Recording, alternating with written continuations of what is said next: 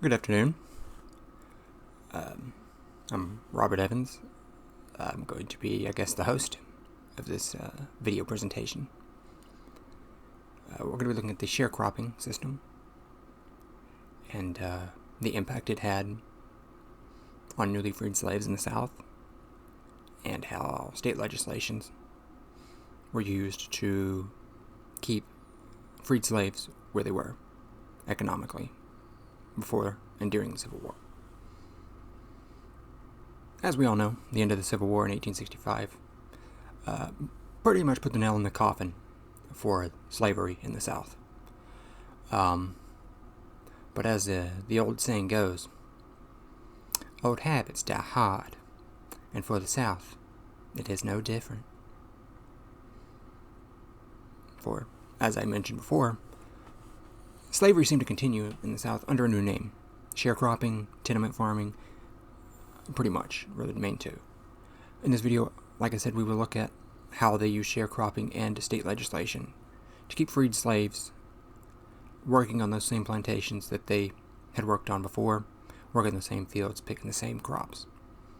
And look at how it didn't just impact, right after the Civil War. It was a generational for decades after the war and after abolition of slavery, really. Before we can get into the legislative and political aspects that impacted these poor sharecroppers, we need to discuss exactly what a sharecropper is and why they came into existence. They emerged after the Civil War, obviously, because all of a sudden these plantation owners lost their free labor. And now you have the market flooded with unskilled farmhands, pretty much, that required employment. So many of these plantation owners would allow them to stay there in cabins on the property, multiple sharecroppers usually, or tenant farmers. I found in a 1913 study by the Department of Agriculture, it described the sharecropping system as a system where sharecroppers supplied the labor and half the fertilizer, and the landlord supplied the rest, such as tools, land, obviously, mules, the seeds, gardening plot for the actual sharecroppers, to actually grow food for them to eat during the year. And in theory, when the harvest came all around, the sharecropper was supposed to receive half the harvest to sell. Now, this wouldn't be half the total harvest, this would be half the harvest of what they harvested themselves. And along with that, they would also receive a wage for their labor from the landlord. The study goes on to discuss that this system was safer than, say, tenant farming for the sharecroppers because you had a constant income from your labor. You were getting paid for that. And so, but it failed to allow greater economic gains from selling the harvest because they were only receiving half of what they harvested. The study goes on to find out that the landlord benefits the most from the system because the landlord is receiving half the harvest of multiple sharecroppers, which adds up quite a bit. Many of these sharecroppers, the study pointed out, were working well over 10 acres, or around 10 acres of land. So if you're getting 5 acres from, say, 3 or 4 sharecroppers, you're going to get, I don't know, math is not my strongest suit, like 20 acres worth of whatever crop you're working. And many times it was a lot more sharecroppers working on these large plantations than that. So this gave an incentive for the landlords because the sharecroppers didn't benefit from any increases in production, which is what the landlords wanted. They wanted bigger yields because they were going to get more money, but the sharecroppers didn't benefit from that, and so they needed to come up with an incentive. Usually, as the wages increased for the sharecroppers, the profit of the landlord increased. But they also had other ways of incentivizing that I will get into later that are not as good to say.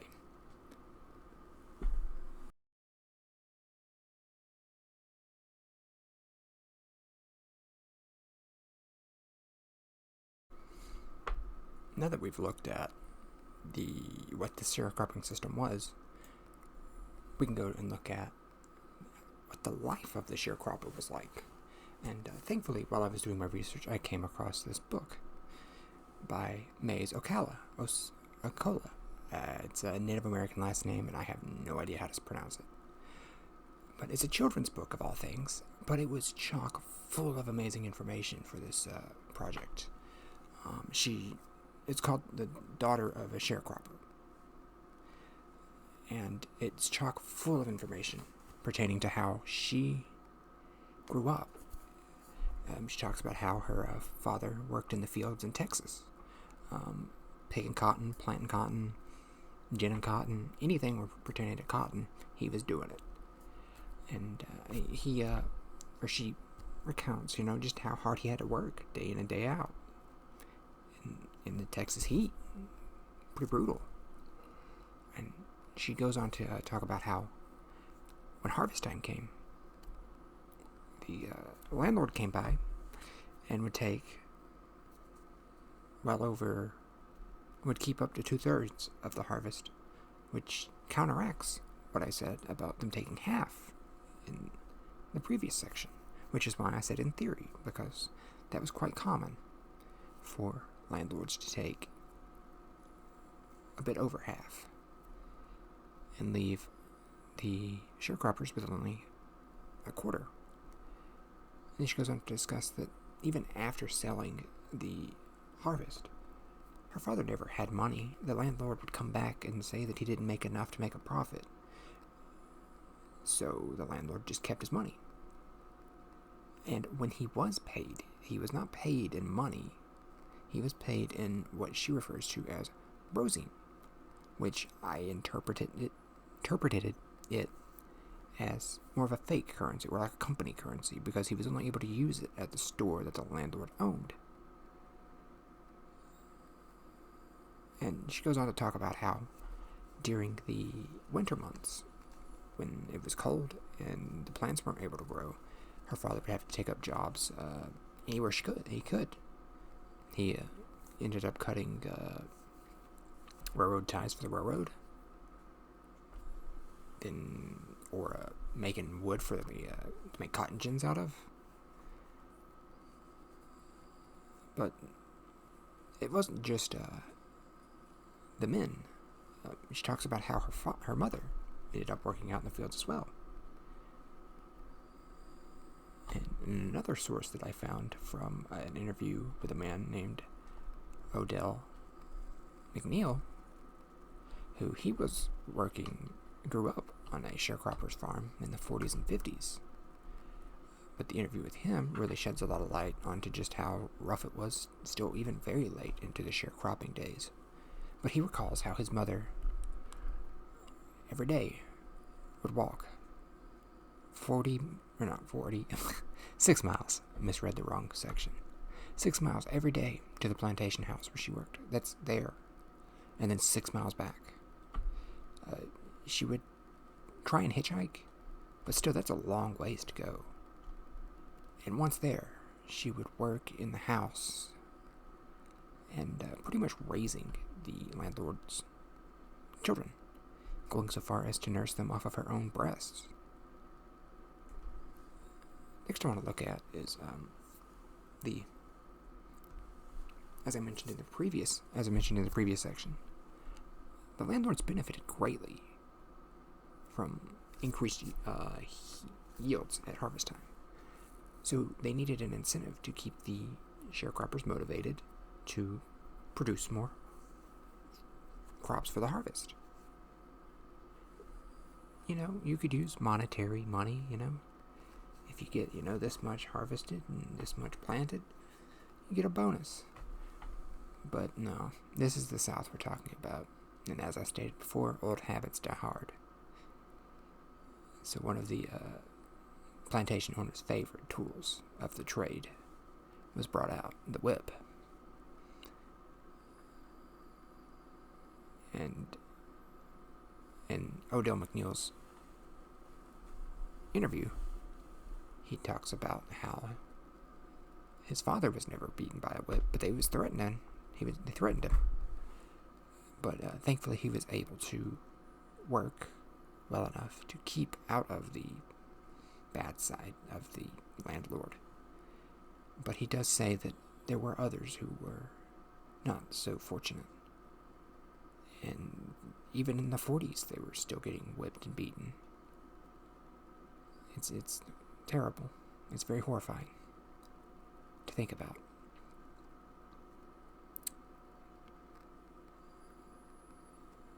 After going through all that, why wouldn't these sharecroppers leave? Go find somewhere else? Well, I'll touch on a lot of that here in the next section, but I will cover just a little bit of it now. Many sharecroppers were legally bound by contract to the plantation they worked at. We will look at a law that was passed in Mississippi shortly after the Civil War in the next section that really clarifies that. So they were unable to leave to go find another job in many places. They were restricted to that plantation. And if you left that plantation before your contract was over, you broke that contract and you could get arrested. But if they did flee, they would often do it in the middle of the night. But especially if they heard that another plantation had offered better wages, better housing, that would be a good incentive for many of these sharecroppers to leave the plantations they were on now with the contract. So they would flee in the middle of the night. But oftentimes, once they got to those new plantations they were going to, it was the same thing. There was nothing new. It was the same thing, and they were stuck now. They couldn't go back. So they ended up having to work wherever they ended up. It's very sad. Very sad.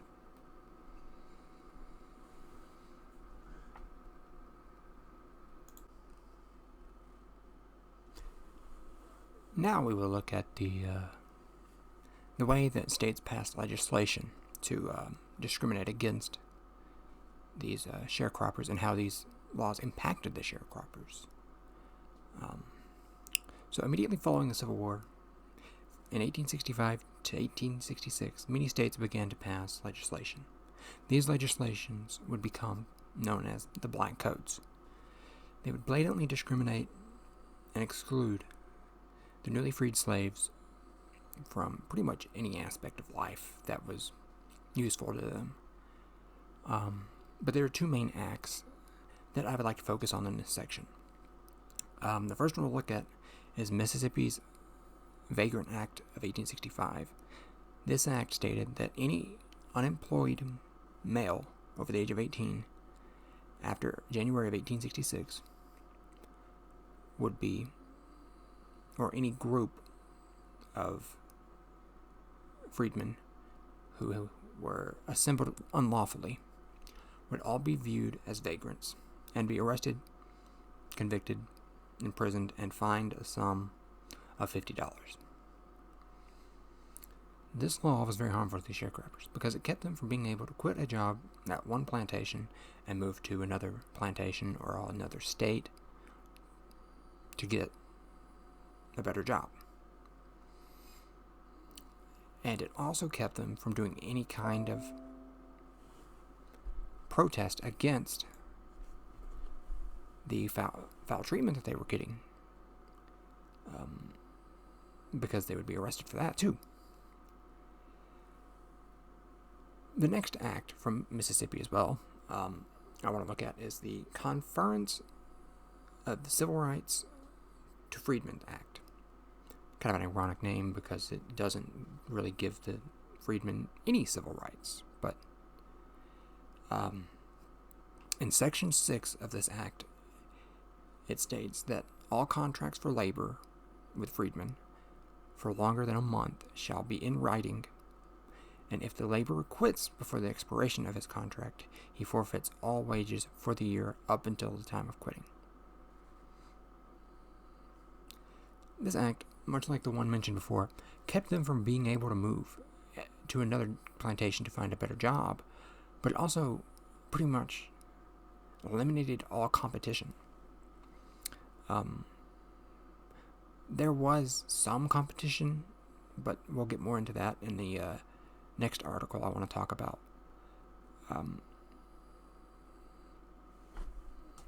But as I mentioned before, in talking about the life of sharecroppers, the only way they could get away really was if the sharecroppers just decided to run away in the middle of the night. And it's very common for people to do that. Is just to leave in the middle of the night.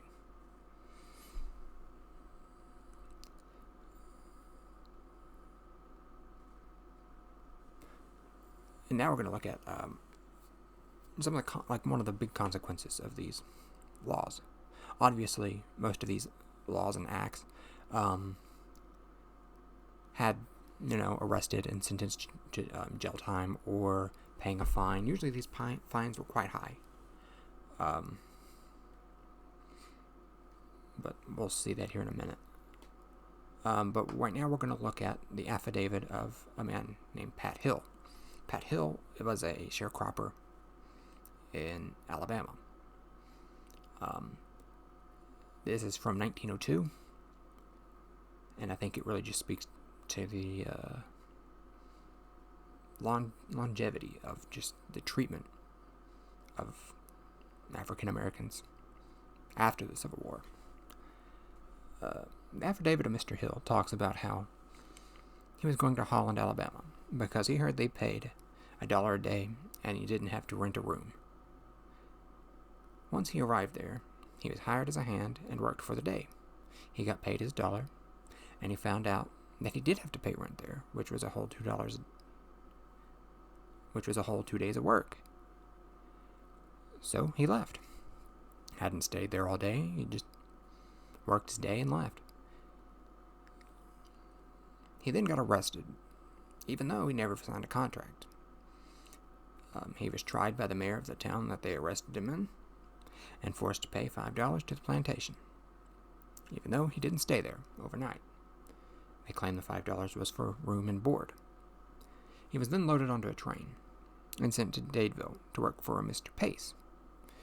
He signed a 7-month contract, and he worked there for about 3 weeks until Mr. Pace's until he decided to run away one night.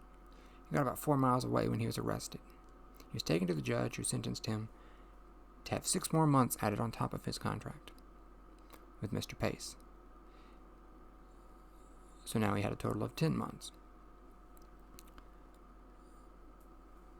When he was taken back to Mr. Pace's, he was locked up every night to ensure he wouldn't run away.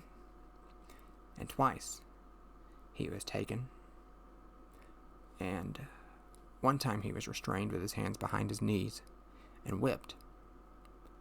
The second time, that was more severe though. They bent him over and whipped him 25 times across his bare back. And that's just horrifying. I mean, that's literally back to the days of slavery with that kind of treatment. It's terrifying. It truly is. In conclusion, after viewing my presentation, I'm pretty sure everybody will come to a similar conclusion that I'm about to. As my presentation illustrated, the sharecropping system, while could have been good in theory after the Civil War to give these newly freed African Americans a start in life, but that's not what happened. Alongside legislation passed by these states and the pretty much exact same implementation of the plantation system of the antebellum South into the sharecroppers system, where the landowner rakes in the profits while the sharecroppers get a meager wage, but nothing in comparison to what the landowner is getting from all of the halves of the harvest or 3/4 of the harvest that he is getting. And then alongside state legislations like the Vagrant Act or the Conference of Civil Rights to Freedmen Act in Mississippi, worked together with the sharecropping system to ensure that there was no competition for wages for these people and to keep them in the same places where they couldn't move, couldn't assemble, couldn't protest their treatments. They were effectively stuck with no way out. And this all trickled into, like I pointed out with the showboat, to them just being hopeless during this time. They had suffered so much, and they continued to suffer for decades and decades after slavery ended. Just like they did under slavery.